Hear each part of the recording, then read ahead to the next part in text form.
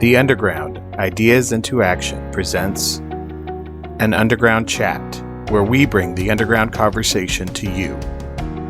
Today's topic, Return to Business 2.0, with Lynn Heckler, Chief Talent Officer at PSCU. In February, we got together and we talked on a vulnerable level about Maslow's hierarchy and the level of needs and what we're seeing with our member needs, what we're seeing with our employee needs. And we had a wonderful conversation, and we had each of the levels talked about by our colleagues. And then all of us got an airplane and we went home, and we found ourselves in a global pandemic that put us all at level one. Basic safety needs, worrying about our employees, worrying about our families. So what I saw happen in the industry was that moment of what I'd call shock, as I think everybody went through. And then we saw quick response. And so what we were interested in with you, Lynn, is that with your role at PSCU and what you've been able to do across the country, you know, what was your first reaction, and then how quickly did you pivot? Sure. Well, great question, Sue. So we had no idea when we were at the Hay Adams Hotel that literally within a couple of weeks we would be living Maslow's hierarchy of needs, right? A real life, true life example. And I will tell you that you're absolutely right. I'm a key member of our company's BCP team, or our business continuity team. And those first 3 weeks, so my role is the human aspect as well as the facilities aspect of our business continuity processes. In general, at PSCU, I'm involved with that. And then, of course, specifically when the pandemic hit, like you said, those first couple of weeks, we were really in what I would call like a full-blown BCP mode. So we were using the already existing plans and policies, business continuity plans that we had, that we designed for things like hurricanes and, fire or flood or whatever. But we were able to, as you said, pivot very quickly and rely on those initial plans for those first couple of weeks. We were really, as I said, operating in full BCP mode, using our typical crisis events type of policies. But we had to figure out really quickly, how do we get this large number of employees? So we have close to 2,300 employees. Oh, and we were staffing up for our contact center during this time. How do we get them kind of on a moment's notice to be able to work effectively and safely from a cybersecurity perspective, right? In a home office environment? And the variables, as you can imagine, were considerable. We have people that just didn't have effective work from home environments, right? They have all of a sudden they have 3 or 4 small children and they don't have a dedicated office space at work. So there were just so many variables, and we decided that the best way we can accommodate everyone is to really give people a good amount of choice and flexibility, and to keep that two-way communication going. That is really the theme of my message, is during this type of crisis, there is like no substitute for awesome two-way communication. So not just PSCU leadership pushing out information. We did that. During that first month, I will tell you, we communicated with all employees almost on a daily basis. If we didn't communicate every day, we would communicate every other day. So we communicated from an enterprise perspective with push communications. We had cascaded messages through the business unit leaders. We set up email boxes where employees could, it was like COVID questions at pscu.com. They could just text or email their questions to this mailbox, and we had people that were manning the mailbox all the time so that they were getting their answers in real time. And then we created an FAQ out of those COVID questions. So So those first couple of months, as you said, we were really just dealing with the safety and physiological needs of our employees. How do they keep their family safe? How do they keep themselves safe? I know I shared with you before, we did lose an employee during those first 2 months to COVID, and that was such a wake-up call for our entire organization, that everyone at PSCU is taking this very seriously after that. And, of course, we've had other employees test positive since then, given the number of people that we have and how the infection rates have worked in some of our most populated areas. But so to really cut to the chase, after those first 2 months, we really moved into those second 2 months where we started more to deal with the next levels of love and belonging and esteem on the hierarchy. And this is where we have been very focused on employee well-being, their mental health, physical health, just staying well, staying healthy, taking a break, just pushing out tons of information to employees about how to take care of themselves during this time. And we found that started to really bring people closer together. We've not only leveraged WebEx and Zoom, but we've leveraged our internal social media channels and our ERGs to the hilt. So literally, like every month during the pandemic, we've had a different ERG that's pushing out just daily kind of fun stuff. It can be, of course, in June, it was, we had PSCU Unity, and they're doing a lot with your CU Pride group. But, so literally every single day during the month of June, we had something ending up in a virtual Pride parade at the end of the month. So these are the kinds of things that we did to keep people connected. Also, I forgot to mention, during the first couple of months, we started this cross-functional planning team. We call it R2B2, or Return to Business 2.0. Of course, I'm on that team along with 7 other senior leaders who basically are empowered to create the return to work plan. And so that work has been going on. We literally meet daily, and we work on everything from, what is our long-term remote work strategy going to be? How many employees, what roles do we think can stay permanently remote at PSCU?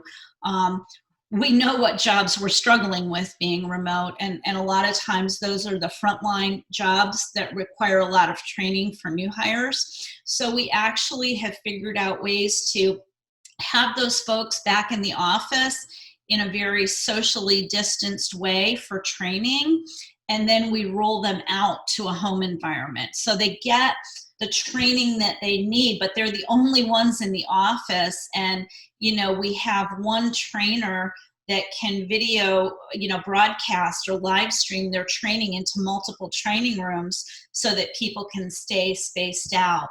So, it's just having to be creative, and we're just about finished with, remember I said nobody's got the playbook? We're trying to write one.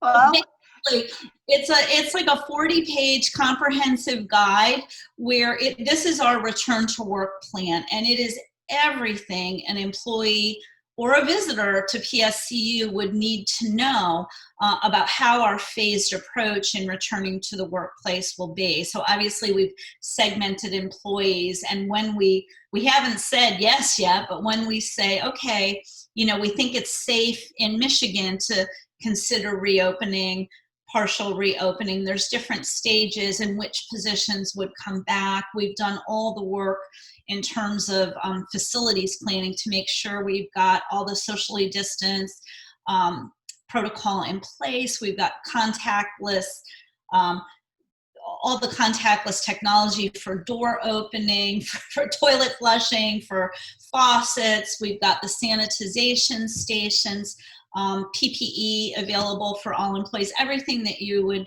would expect a responsible employer to do. But then we've got to train people on how this is all going to work. So, so that's where we're at right now, but still not taking our foot off the gas as it relates to just taking care of people, and that constant two-way communication with pulse surveys, kind of tell us how we're doing. How comfortable would you be coming back into the office in the near future, right? We need to hear from them. Finally, just like this Friday, we're paying out, we're calling it a PSCU Cares bonus, and it's for every employee to kind of do something nice for themselves and their family. Everybody's getting the same amount, right? And it's basically, look, it has been a really disruptive 4 months. We get that. Everybody's made personal sacrifices, but you've kept our performance high. And so just a little something unexpected, and the employees have been reacting really well to it. They've been like posting on our Facebook what they're going to do with their PSCU Cares bonus. And it's, you know, everything from I'm going on a little mini vacation to there was a couple that is going through IVF treatment, and they posted it on the Facebook. So just like crazy how these stories connect people, right? It's just, that's amazing. And I believe that the stories do. So a couple follow-ups and then we'll go on. But you made the comment about your ERGs, your employee resource groups, being so active during this period. And you have been an innovator and a pioneer in that area, I believe, for our industry. And so I was fascinated to hear that people came together and it was just probably natural for them. It was, and in the evolution of our employee resource group, so we've been at this employee resource group thing for quite a while now, but they're really coming to a point of maturity where they're really evolving into business resource groups. And this particular situation, combined with the racial injustice, it just absolutely showed the value, and particularly as it relates to the social injustice, how they came together in solidarity. And there's that intersectionality of all of the employee resource groups where there's some factors that we all share, and they stood united when they were already working together on the pandemic stuff, but it was sort of more like fun, show us your pet kind of stuff. But this was the real test when the social injustice part came along. And I'll tell you, they stepped up because they already had the structure in place. They already had their membership bases created. They had leadership. They were empowered to work within the organization. And when we knocked on the door, leadership knocked on the door and said, okay, now's your chance. We really need you. They stepped up in a huge way. I think that's a great testament to the fact that you've been at this for a while and that it's part of your core principles as an organization. And it also is the way we've connected over the years through, in some ways, business, obviously, because doing the right thing is good business. But on the other hand, it's also been on a very social justice level from the standpoint of us believing in the purpose of a credit union, the purpose of a cooperative. And most recently, we've been working on the CU DEI initiative, and the statements come out across the industry, and you can see the pioneers, you can see the momentum. But you were talking about what that meant to you. Tell us a little bit about your journey there. So if a pandemic wasn't enough, right, to put emotional stress on a workforce, if a pandemic wasn't enough, and we were months into the pandemic, then the tragic events unfolded with George Floyd, and social injustice, particularly racial injustice, is now headline news. And I literally stayed up at night thinking to myself, first, what as an employer, literally, we're like one little employer in one industry in America, but what can we as an employer do to promote racial equality while still taking care of our people through this global pandemic, right? If that isn't a question to keep you up, what is? And second, I thought, what is it that makes us, meaning PSCU and the credit union industry, uniquely positioned to take a stance on racial injustice? And that is clearly our people helping people philosophy and the non-discriminatory nature of the cooperative principle. So, right, if there was an industry that was perfectly positioned, I would argue it is the credit union space. And so from a leadership perspective at PSCU, our first step was to recognize this is a big deal and to understand that we don't have all of the answers for such a deeply rooted topic. And what we did have is a team that really recognized early on, quickly within days, that systemic racism does exist, and that we as a leadership team have to be, or we are, fully committed to being part of the solution. So silence really wasn't an option. And because of that, I got on the video, doing a video to all employees, like day 2. That was a Friday. That Monday, Chuck Fagan, our CEO, was scheduled to do a business update on Tuesday. He does these video logs for all employees. He's like, scrap that. We're not talking about that. I'm doing a video log on racial injustice. And let me tell you, it was hard for both of us to get through, but it broke the ice, right? Because that is the important thing for organizations to remember at times like this, is you have to take a stand, right? That's what the underground says. Hashtag stand up, right? Right? You have to stand up. We had to let the organization and the world know what our stance was, that we were against racial injustice, and we were going to help figure out a way, even if it's just with our own little 2,000 people, we are going to find a way to dismantle it at PSCU and try to help dismantle it in the credit union industry. So that was the first step. And then it was creating a space for meaningful conversations, courageous conversations about race. And this was in the hottest of hot time, right?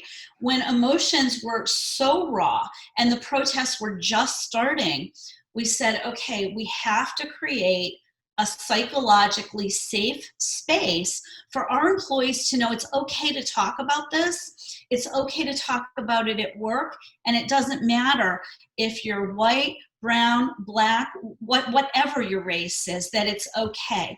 And so we took a step where we invited Renee Sattywhite from the AACUC in, and Renee came in and we did 2 hour-and-a-half sessions. It was like one on a Wednesday and one on a Friday. 600 people joined the live sessions, 600 people. And then we recorded the sessions, and it has been hit on our intranet. I mean, I honestly think every team member at PSCU has listened to one of the sessions, and it was open, raw dialogue about what was going on. It was time for us to listen, right?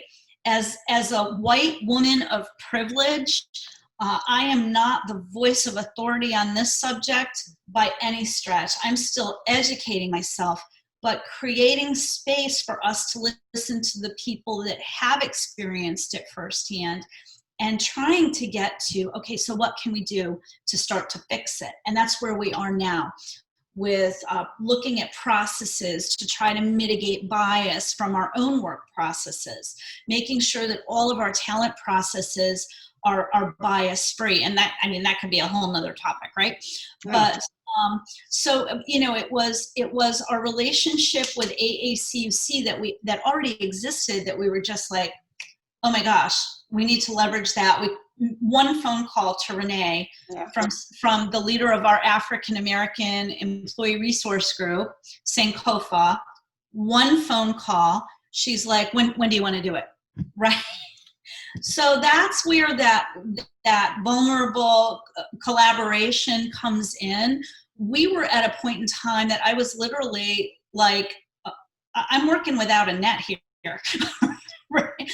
And but just thought about not just, who at PSCU can help us, but who in the credit union industry can help us. Oh, and by the way, Renee, how can we help you? Right? Because they're certainly going to be a leader in this fight against racial injustice within our industry. So anyway. Well, let me interject there real quickly. It's interesting because you mentioned that you've had a long-term relationship. I've had the opportunity to get to know Renee last year, reflecting on the underground, and she was part of our February meeting when we met in DC. And what was interesting about it, Lynn, was the fact that she and I spoke the week before all of this hit. And I said, we're at a point in life where we really want to be able to learn and listen. And I want to be part of that. I want to learn. I want to listen. I want to understand. And by opening my own eyes in the sense of understanding what I need to stand up for, because it's one thing to have a slogan and say stand up, but it's also another as it evolves, as life evolves and our life experiences bring us to a certain point, having someone help us with that journey is so critical.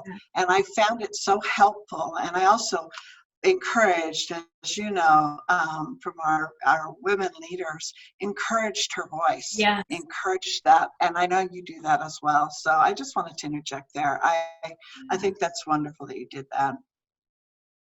Thank you, Sue. So in addition to that, during that same time, we knew that our leaders were, so our employees were hurting, right? Some more than others. Some have experienced this very personally. So again, having to really rely on our mental health resources, our employee assistance program, pushing out a ton of resources to employees. We're having webinars on hope and renewal and resiliency these next couple of weeks. So just really creating the ability for people to get some help and some guidance if they feel like they're not okay. At the same time, we knew we had to prepare leaders to have these conversations, because these are not conversations that leaders regularly have about race in the workplace.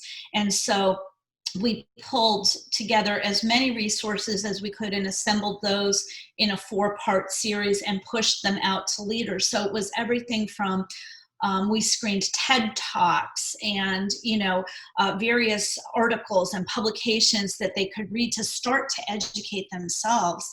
And then we started at the executive team level, and we had a conversation about it and decided that it was important enough for us to hold our business unit leaders accountable for starting these conversations in their own business units. And that's where we are right now, is our business unit leaders are going out to start the conversations so people can feel comfortable talking about this without fear of retaliation in their own workspace, right? It shouldn't be like them only feeling comfortable on a big call that Lynn and Chuck and Renee Sattywhite are on. They should feel comfortable, because where the real work is going to happen is in the business units. So that's where we are. Of course, we signed the CU DEI Collective Pledge, as I know you're a founding member of the DEI Collective as well.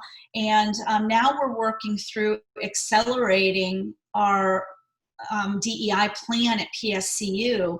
So we already had a strategic plan for diversity, equity, and inclusion, taking a look at, okay, now that we're in this context, what pieces of this can go now? Yeah, that was supposed to be next year. Can we do it this year?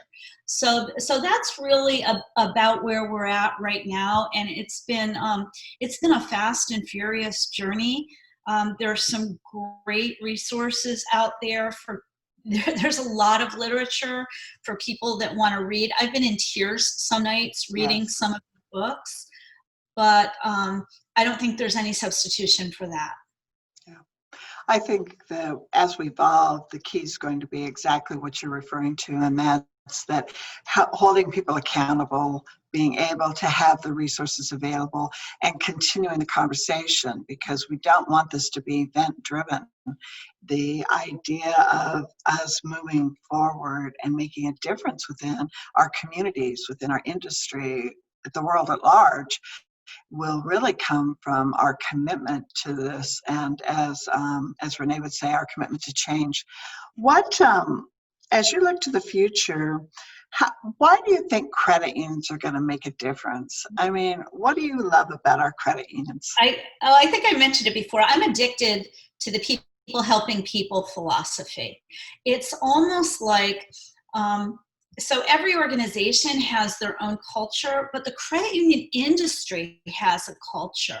You're part of the culture of the credit union industry. Gigi Highland at NCUF, right? Renee, all these people make up an industry culture that is unprecedented in my mind. I have never, in all my work experiences, and it's been a long, long work journey, right? I have never worked in an industry that was more truly collaborative, and, you know, to bring it back to your term of vulnerable collaboration, never did I ever think such cross collaboration between competing organizations in an industry could exist. And that is why I'm not leaving. I love the credit union space. I think they're uniquely poised to take on some of these challenges because of the credit union philosophy. Wonderful. So if we were to have two ideas into action, what are they? So one of them is really about two-way communication. I mentioned that before. So part of communication obviously is speaking and articulating ideas, but I'd like to focus on the other side, which is listening. Now is the time to listen, truly be willing to listen with empathy to the employees in terms, and your members in terms of what they need. You know, I've had some of our call center reps say to us, oh my gosh, I'm getting so much more exhausted during the pandemic and the racial tension because of the sad stories that the cardholders are telling, right? But now is the time we really truly have to focus on listening. So my one action idea for those that are in charge of their organizations would be consider a pulse survey, right? Consider within the next week or 2 weeks, just doing a pulse survey. How are you guys doing? How are we doing in keeping you informed? What else do you need in this virtual work environment? Oh yeah, by the way, when would you be comfortable possibly coming back into the office? So that would be one idea. The other is directly related to social injustice. And I know that these conversations can be really uncomfortable and awkward, but that is the only way to push through and to have these conversations. So my advice is to make your companies, make your credit unions' position on racial injustice clear. Don't make people have to guess where you stand on this, and start at the top. Start at the top, having the courageous conversations about race, and then it will permeate the rest of your organization. So those are my two action items, right? That's wonderful. Okay, so I've got two quick follow-ups. One is, you mentioned your card holders. How many consumers do you touch as an organization? Well, from a transaction standpoint, it's billions and billions and billions. And we have over 1,000 credit unions that we service. Where I was going with the question is that we underestimate the power of our voice. I think that, right? And when you mentioned that comment, I thought to myself, when we talk about our number of employees and we talk about the millions of members, there's one point that in the Worldwide Foundation that came across to me, that cooperatives worldwide touch over 1 billion people. And so our voice, we don't talk collectively about the numbers to the extent that I think we can. Right. And when we talk about the points you were doing with ideas into action, I was thinking to myself that sometimes it's within the industry, the idea that we're the little man, or that our voices is not reaching as many. And I think that we need to understand how powerful your ideas into action were, because it's not only our credit unions, but it's all the people we touch, and we touch 1 billion worldwide. Thank you so much. I definitely want to follow up in a few areas, so we might do another one, but I loved your R2B2. R2B2, Return to Business 2.0. We didn't want to call it Return to Work. People are already working, but it's kind of return to that, love that environment. But if you think about it, it's not going to be returning to the same environment we left, because it's forever changed. And I agree with you. Maybe that's our final point here. I think that the life that we had in February has been disrupted, and it's been disrupted in a way that will probably have everlasting consequences. So the question is, how do we continue to get our message out there, continue to ensure people are vulnerable in their collaboration, and not worry so much about being, about being so correct in the way we talk about it. Because I think if there's been anything that I've learned, is I will always be correct in caring about people. And I now will be even more correct because I'm learning at a different level about people. And I, like you, have had, in my case, a much longer career. But during that time, we've had different, as you know, traumas and social disruption and all of those things. And I think that maybe it's the, the wisdom that I have today that's making me aware of how much I don't know.